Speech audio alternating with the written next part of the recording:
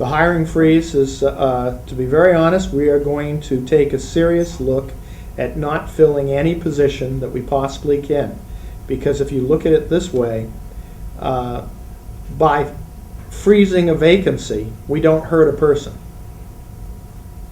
What we have is a plan right now to eliminate 80 positions as part of the reduction.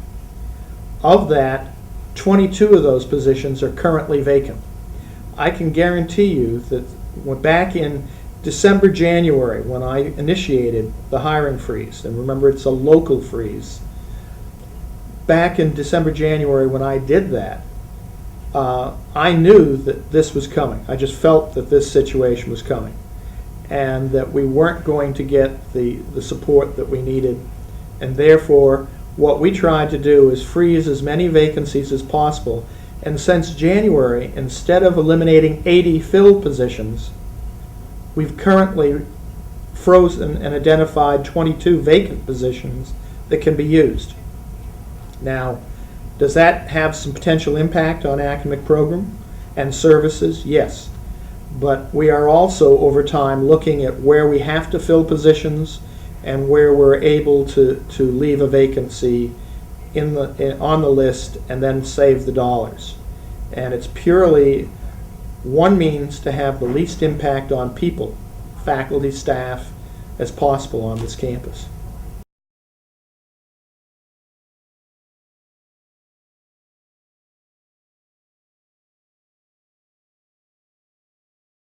Well, I think what you're going to see is something that's been going on for some time.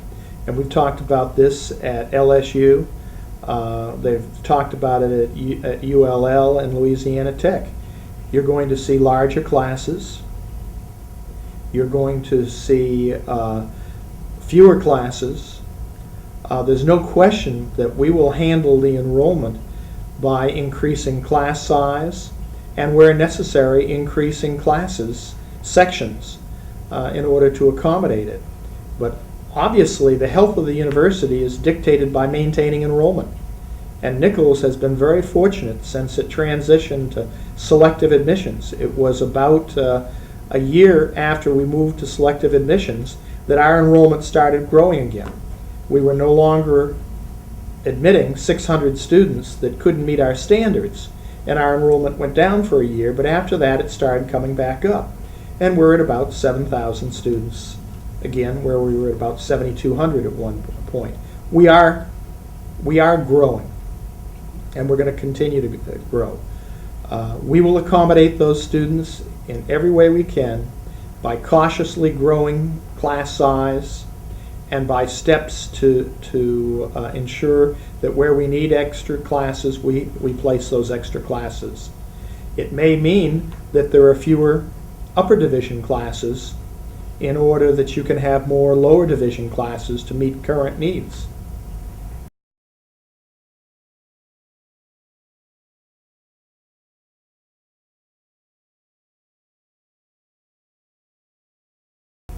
The enrollment in culinary has been going up each semester for the last few semesters.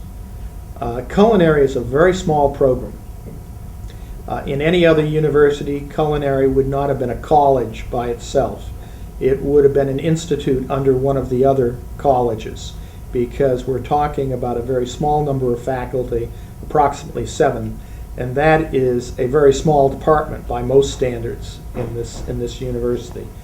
But the efforts of the faculty and staff in the last year and a half, 2 years, has resulted in growth, and we're continuing to see growth. I've seen no decline in enrollment. Students are interested in culinary. We've got an excellent reputation.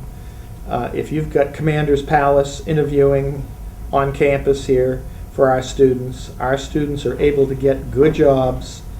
There's no question that the program's going to continue to grow. Our issue with culinary is providing the adequate facilities, kitchens, in order that the upper class students, as they move through, have the facilities they need to accommodate the number of students that we've admitted.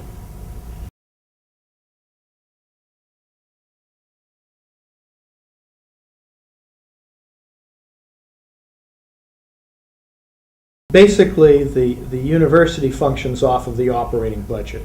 That's the academic program, the major operating services. Then there is an auxiliary, which is for the residence life, the food services, and related activities around those.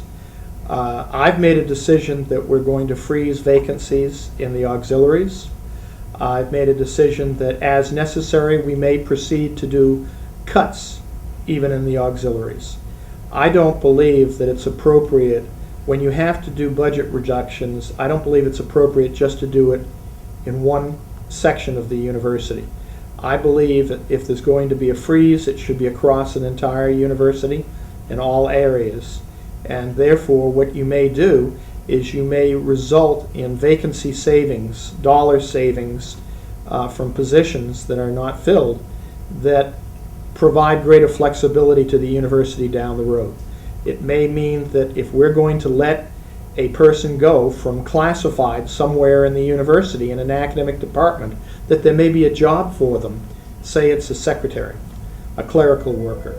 They may lose their job in an academic department, but there may be a job, a vacancy available that's been held in the auxiliaries. While we don't need those dollars to balance the budget, by holding that position vacant, we may protect a person in terms of having work at Nicholls, and that's what's important.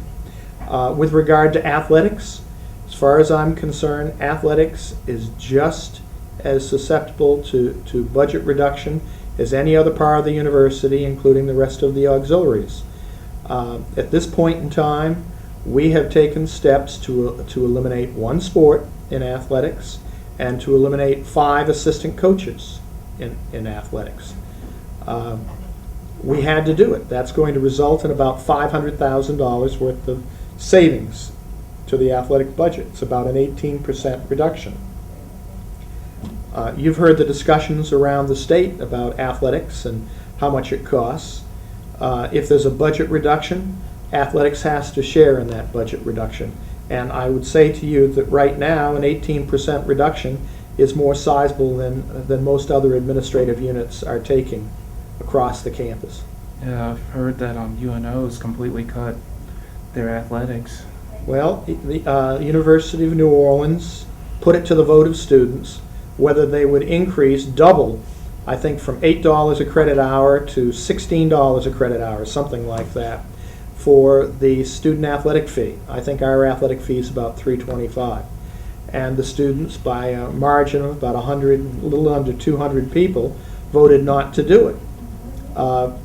I think that reflects a couple of realities. One, in UNO, let's be honest, UNO is a commuter school, basically. These are men and women who live in the city and they commute to the campus. This is not a campus that has a level of engagement and involvement after class hours that a residential campus has. And Nicholls is a combination of a residential campus and a commuter institution. We have a larger percentage of students that participate in activities on our campus. UNO students made a decision, and now Tim Ryan, the chancellor there, has a hard decision to make. In the meantime, I would not want to be an athletic coach trying to maintain his or her team or recruit new people to the team, because this is going to be something that is hanging in the air for at least another month or more before budgets are decided. And it's going to be costly to UNO athletics in terms of recruitment and retention of students.